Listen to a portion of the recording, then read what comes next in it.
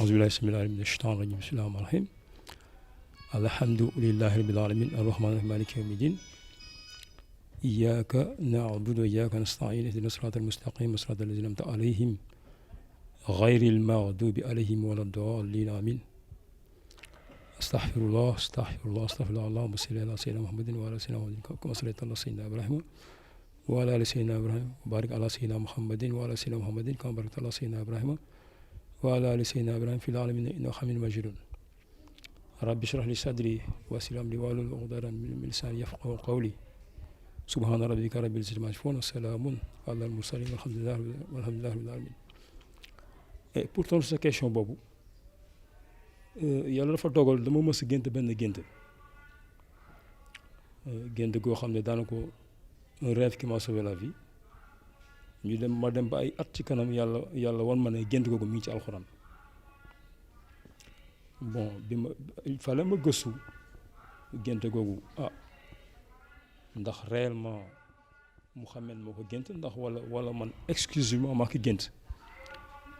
toog naa 1 an di def ay recherche di laajte donc mujj si laa xam ne bon effectivement gént gi mystère la te yàlla moo ne ci boo ñëwee ci suratul 72 au verset 26 moom moo xam mystère am. C'est lui qui connaît le mystère. Il ne dévoile son mystère à personne sauf à celui qui agrée comme messager. Donc mu ne moom moo xam lu nëbbam du ko xamul kenn ku lu muy def yonant. Donc ma defee recherche ci alxuraan laa xam ne bon yàlla dafa ma jox mission ci kaw suuf waaw gént googu mu ngi ci suratul Anfal. la sourate 8 Anfal au verset 42 yàlla sunu tar mi ngi ci wax ne vous étiez sur le versant le plus proche. Et eux, les ennemis sur le versant le plus éloigné, tandis que la caravane était plus bas que vous. Loolu mooy gént gi waaw donc boo ko génte ba pare ce qui s'est passé mooy ay bi nga xamante ne nii par exemple yàlla sax mu ngi ci waxaat mu ne en songe au verset 43 Allah te les avait montrés peu nombreux car si te les avait montrés nombreux vous auriez certainement fléchi et vous vous seriez certainement disputé à propos de l'affaire mais Allah vous en a préservé il connaît le contenu de cœur mais boo xoolee verset bi sax gént gi fi muy jeexee pour mu wax la ne par exemple yàlla moo ne damay wàcc ay yonante ci malaaka yi ak ci nit ñi mais nag toujours nag ci ndigalu yàlla ñoom la ñu doxee nga fii ci gént gi ci fin bi mais yàlla moo ne ci suratul au verset 42 mais il fallait qu'Allah accomplisse un ordre qui devait être exécuté pour que celui qui périt, celui qui devait périr ait vécu sur preuve celui qui devait vivre. Et yàlla mu ne et rappelle-toi le moment où les croyants complotaient contre toi pour t'emprisonner et t'assassiner et te bannir. Ils complotaient mais Allah a fait échouer leur complot. Donc c'est un rêve qui m'avait sauvé la vie. Voilà donc ma demee ba ci biir laa xam ne man yàlla jox na mission ci kaw suuf quoi. ginnaaw bi nga tënkoo ci li nga xamante ni kat moom mooy alxuraanu karim ñu gis ne amul ginnaaw yonent bi sallallahu taala alayhi wa sallam amul benn yonent bi nga xamante ni yàlla dina ko wàcc ci kaw suuf tey nga bëgg a jël sa bopp bëgg ko dippee li nga xamante ni moom mooy yonent ana ban jàngat lañ leen ñu war am ci loolu. waaw xam nga alxuraan amul fenn fi yàlla ne Mohammed est le dernier des messagers. Il a dit dans le même verset. Puis mu cité il est le dernier des prophètes mais yàlla suñu boobu tàddi moo ñu xamal ne jusqu'à présent des prophètes existent gars yi xam nañ luy messager ku yàlla yónni mais xam ñu luy prophète ay xeetu nit la ci benn aaya pour xam nga interprétation comment dirais-je aaya bi man yàlla moo ko xamal. al-Sourate 33 al-Ahzab au verset 40 yàlla suñu boobu tàddi mu ne Mohammed n'a jamais été le père de l'un de vos hommes mais le messager d'Allah waaw Muhammad sallallahu alayhi wa sallam musul nekk kenn ci bàyyi ci yéen surtout ñun en ce moment mais yonentab yàlla et le dernier des prophètes. Sourate 17 verset 55 alayhi salaam au verset 55 yàlla moo ne et ton Seigneur est plus connaisseur de ceux qui sont dans les cieux et sur la terre Et parmi les prophètes, nous avons donné à certains plus de faveur qu'à d'autres. Et à David, nous avons donné le Zabour. Maanaam Muhammad sa prophète yi gis nga fii ci fin wu aaya bi yàlla ne mu ngi jox Zabour livre bu ñuy wax Zabour yonent yàlla Daawud ñooñu yàlla suñu mu tedd bi jox ay téere ci alxuraan jox leen mission bu bees jox leen téere yàlla mu ñu xamal 5 ci yonent yooyu fii il a cité le prophète Daawud yonent yàlla Daawud mu jox ko Zabour yonent yàlla Muhammad sa mu jox ko alxuraan yonent yàlla Moussa mu jox ko Tawret yonent yàlla Insa mu jox ko Injil waaw donc yonent yàlla Ibrahim am na téere bu njëkk ba c'est moyen de communication qu'on a bu njëkk ba amul woon ba mooy waral gox yàlla dafa leen daan yónnee fii yonant gis nga yonent yàlla Ibrahima ba mu nekkee ci mission yonent yàlla loolu mi woon ci beneen gox waaw mais tey avec le mode de communication Allah peut se permettre d'envoyer un seul messager à tout l'univers fi mu nekk nii pour vous montrer mes preuves télévision la war taxaw te du ma toog damay taxaw parce que yàlla ma ko wax yaa ayyuhal muddassir qum fanzir wa rabbaka fakabbir ôte-toi le vêtement de manteau lève-toi et avertis donc yàlla mosu jox ndigal léegi nag la langue maintenant yàlla ma jox libre choix quant à la langue à utiliser pour prêcher waaw parce que ñun on a les moyens tey bu ñu waxal suñu li may wax ci olof bu neexee le monde ñëpp ñu traduire ko dans toutes les langues du monde donc man j'ai choisi le français parce que li ma xam mi am ci alxuraan bi tamit man jànguma arab donc mais jàng na alxuraan donc maa ngi ko xamee ci français te français olof la mais français moo gën a neex a tekki dans toutes les langues du monde moo tax man j'ai utilisé le français donc yàlla ma jox libre choix quant à la langue utilisée c'est un rappel envoyé à tout l'univers ba pare. est-ce que kooku noonu amul benn contradictoire ak Seydina Muhammad li mu wax. waaw da nga ne peut-être français moo gën facilité moo gën a neex làkk moo gën a neex comprendre alors que yonent bi ne arab moo gën ci langue yi parce que moom arabe la. waaw waa àjjana arabe la ñuy làkk alxuraan karim arabe la. d'accord kon jiwoo si woon ak yonent bi. non du ñu jiwoo parce que foofu tamit bëggoon naa ci parfois damay dégg gars yi di wax yooyu quoi yàlla suñu boobu tedd bi mu ne man may def lu ma neex du ñu ñoo koy wax ni nga war a doxalee yonent yàlla Isa moom moo annoncé ñëw yonent yàlla Muhammad sallallahu alayhi wa sallam Allah sourate 65 au verset 6 donc moom ci boppam dafa ne yàlla daf ko yónni sur les enfants d'Israël ci juifs yi donc il parle des juifs celui qui a annoncé la venue du prophète Muhammad sallallahu alayhi wa sallam mais est-ce que le prophète Muhammad sallallahu alayhi wa sallam dafa ñëw feeñ ci juif yi dafa làkk juif fu mu feeñ ci arab yi à combien de distance lu muy làkk arab ki war a doon Muhammad sallallahu alayhi wa sallam dafa war a feeñ ci arab yi dafa war a làkk arab déedéet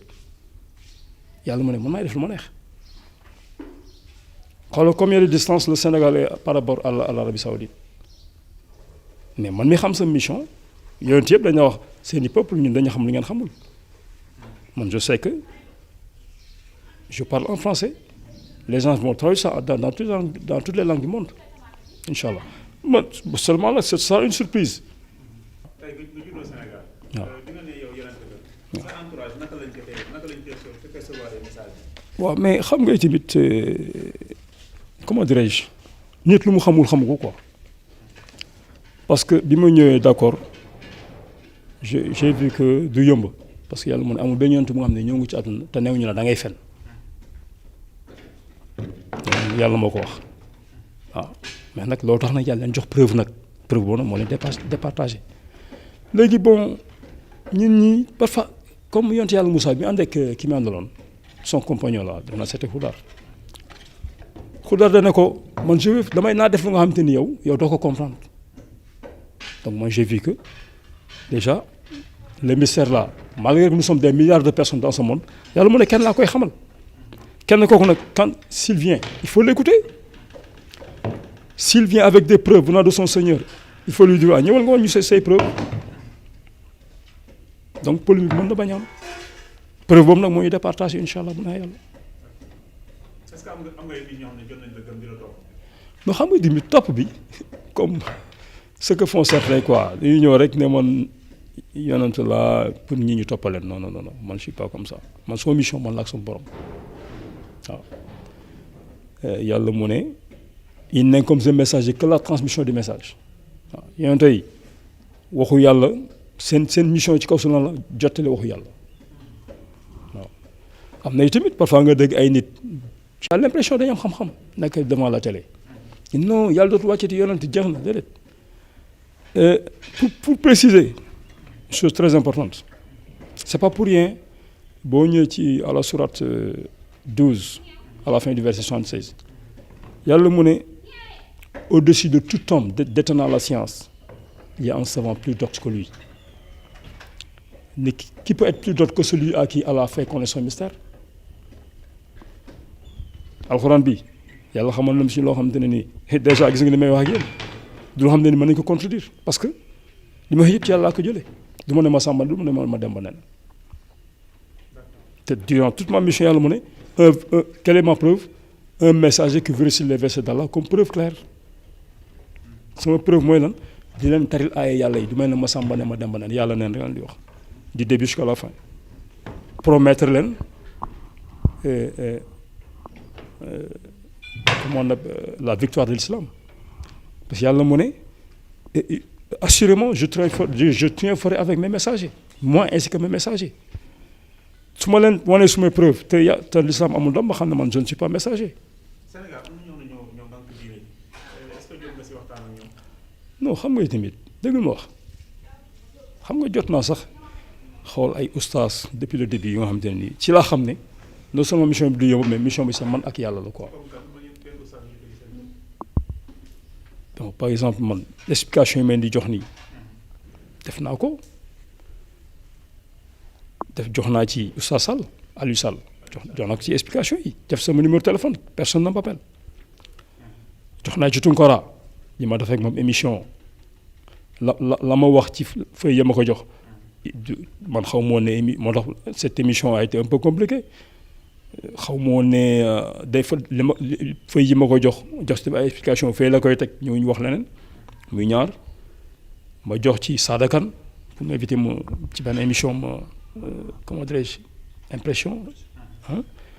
ma jox ci Mourchid TV jox naa leen ci ñoom il allait faire une émission avec moi le même jour j'étais venu en retard à cause des bus ma ñëw oustaz bi ñibbi on pouvait le refaire depuis lors ça fait des années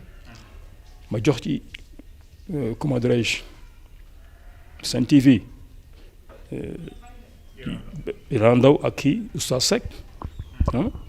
jox ci Walfadjri oustaz Assane Gueye dem rajo Dunia ñoo xam ne maintenant comme oustaz Cheikh Ahmed Tidiane bi tey damay jokkoo ak moom nii on se connaît yooyu yëpp il reste cette mission traînée alors que yàlla suñu boobu tàdd bi man je peux proclamer je dois être le dernier des messagers de Dieu sur terre mais du ay wax nii rek c'est des preuves à vous apporter bés mooy li woon samay preuve ça nga xamal ne effectivement je dois être le dernier déedéet xool ndax lii maa ko inventé man damaa ne yàlla nee na c'est des preuves kooku ça reste un mystère su ma leen maa yoon man xam naa ko ça reste une preuve su ma leen ne j'aurai une victoire ça reste un mystère parce que ni ma koy defee lépp itamit yëpp ndigalu yàlla du lu ma inventé nga mantu ma sol nii su ma leen nee 2007 laa ko jënd parce que benn oustaz il m'avait promis qu'en plus dama yaakaar ne xam nga damay ñëw rek gars yi ne ok c'est vrai ki après ma denc ko tey nag moi j'ai réfléchi lan laa war a sol ma ne xaaral ma sol lii bopp parce que mission bu xësee ba démarrer rek je ne vais porter que des manteaux pour jox sa mission incha allah itamit nit yu ñuul yi bu wax je l'ai choisi comme ça man du ma la ayeen je suis un musulman xam nga man bon choix la rek moo naa sol beneen couleur c'est pas intéressant donc nit ñi il faut ñu xam ne man bu ma demee ba jàngal sa mission dama ne yàlla moo bëgg a sigil nit ku ñuul parce que ñun on est un peu très mal vu dans le monde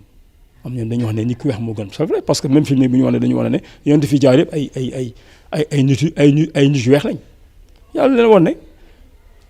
man maa mujj si yonent yi c'est vrai yàlla mu ne Allah a donné à certains prophètes plus de faveur qu'à d'autres mais man ñoom ñëpp yàlla jox ne ay faveur man yàlla jox na faveur man je suis envoyé combien de personnes est-ce que mës nañu génn yónni ab yonent ci autant de monde dans ce monde autant de personnes dans ce monde yonent yi bi ñu daan ñëw est-ce que Afrique amoon na nii nit Amérique et cetera am na faveur amul benn yonent bu ñëw fekk fi micro fekk fi télévision fekk fi internet très bien donc c'est une faveur et que nit ku ñuul la ki ma bokkal mission bi nit ku ñuul la malgré pour le moment je garde ça comme mystère.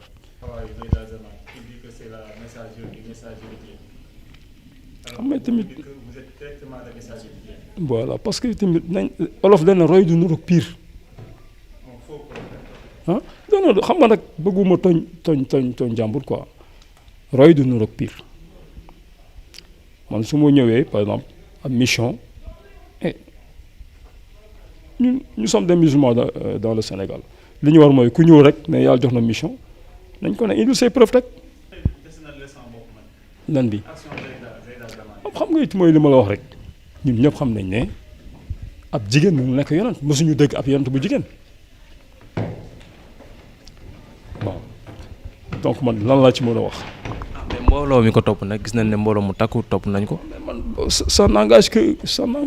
waaw parce que vraiment wax dëgg yàlla man moom waaw man daal je m'occupe de ma mission ñaan yàlla may ma réussite ci li parce que yàlla bu la santee rek dafay xaar satisfaction waaw parce que boo ñëwee ci fi muy waxee ne à la sourate 22 au verset à la 72 au verset 26 à 28 fi muy jeexee yàlla mu ne celui qui connaît le mystère il ne dévoile ce mystère à personne sauf à celui qu'il agrée comme messager et qu'il fait précéder et suivre de gardiens vigilants afin qu'ils sachent s'ils ont bien transmis les messages de leur Seigneur à la cerne de son savoir ce qui est avec eux et donne exactement toutes choses li muy xaar si ñun mooy yonent bu nekk est-ce que jàllale nga message yu yàlla suñu borom bu tedd bi donc ñaan naa yàlla bokk ci yonent yi gën a jàllale message am yi nga xam ne yàlla bokk kontaan na si ñoom. boo jàllale message bi da ngay yem ci rajo yeeg télé yi wala da ngay génn saafonte askan wi. non c'est lenn la rek c'est la télé su ma ñëwee devant la télé yàlla mu ne je vais adresser ce rappel à tout l'univers à tout le monde ñëpp jot ci àdduna bi loolu rek la mais c'est pas génn fii pour ñi ñu topp ma déedéet ñi yàlla ñu topp man kenn du ma topp yàlla incha allah bu na yàlla. ak jëmm ji ñu gis ne xëy na macha allah yaa ngi xaw a jëm mag est-ce que tamit dina yomb pour que nga mën a passer message bii nii ak jëmm ji. non man la parole est trompeuse xam nga man du ma mag noonu quoi xëy na loolu la rek du ma mag noonu mais nag ah non c'est pas la peine may jox sama âge parce que xam naa ne ça fait combien d'années ça fait à peu près 2007 ak léegi. 2006 ça a commencé en 2006 waaw ak léegi xam nga yàgg na xëy na mel ni woon nii waaw donc ça. kon ñu bàyyi la nga tàggatoo ak askan wi lay seetaan. leen gërëm bu baax waaw leen gërëm bu baax quoi leen wax ne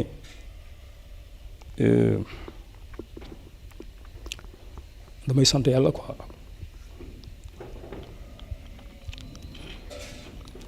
nit yàlla du ma nit.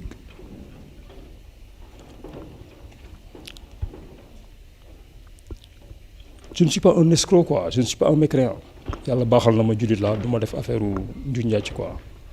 waaw donc li may xaar rek gannaaw su ma leen gërëmee yéen waa Infos Rewmi gërëm Babacar vraiment vous avez osé et puis ñoo ko bokk daal ndaxte suñu sakk la ñun ñëpp ñu ne yonent bi yàlla mujj wàcc ci àdduna fu mu dëkk Sénégal lan la ni que ñun waaw yàlla mu ñu bëgg a sagal il faut l'accepter donc ma leen di gërëm bu baax a baax quoi di ñaan yàlla kontaan suñu ñëpp quoi loolu lay ñaan waaw allahumma salli ala sayyidina muhammadin wa ala sayyidina muhammadin kama sallayta ala sayyidina ibrahima وعلى آل سيدنا إبراهيم وبارك على سيدنا محمد وعلى سيدنا محمد كما باركت على سيدنا إبراهيم وعلى آل سيدنا في العالمين آمين سبحان ربك رب العزة عما يصفون وسلام على المرسلين والحمد لله رب العالمين. gis nañ ne sa xol fees na sa xel ci lan la dem. nga ne. ba ne ginnaaw bi ñu gisee ne sa xol fees na ba sa yaa ngi sotti xéwal sa xel ci lan la dem. c'est-à-dire